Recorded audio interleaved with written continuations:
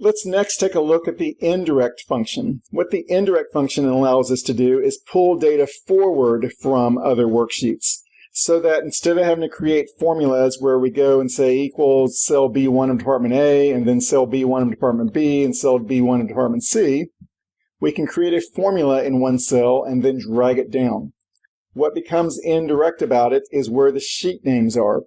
So these references at the top are referred to as direct references. We're referring directly to those worksheet cells. Here, by using the indirect function, I can refer indirectly to those cells because part of the address is in the worksheet cell.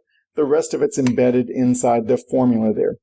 So I'm taking the sheet name, combining it with an exclamation mark and the cell address that I want. And so that gives me a way to be able to pull data forward from those sheets without having to go and physically click on each sheet. It does require each sheet be structured identically.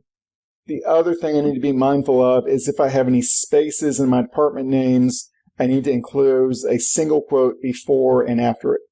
So with the indirect function, I'm basically recreating my direct reference. If I create a direct reference and I have a space in the sheet name, Excel puts a single quote before and after the sheet name. Down here, I'm doing the same thing, just having to enclose the single quote inside double quotes there so that I can put it at the beginning and the end. So what that will look like here is we'll create our direct reference. We're going to type an equal sign, click on department A, reference that. Here then we type equals, we go to department B.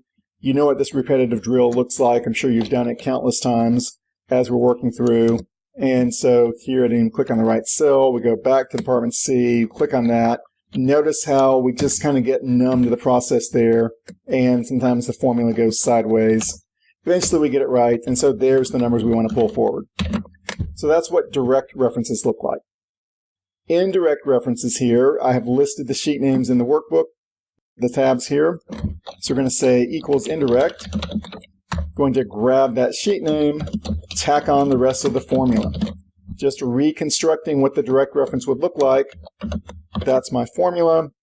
We'll see that when I drag it down, then it adds up the values from the other sheets. I did not have to go from sheet to sheet. If I did have spaces in the worksheet name, in the tab names here, then what we're going to find is that my indirect function is broken there. Notice that there's not a department. The sheet name has to be spelled exactly right.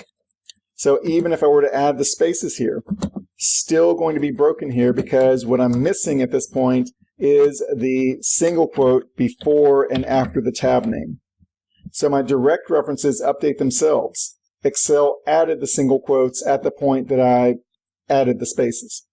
So I need to incorporate the space in here, so I put in a double quote, single quote, double quote, connect that to the tab name, and then put the closing single quote before the exclamation mark.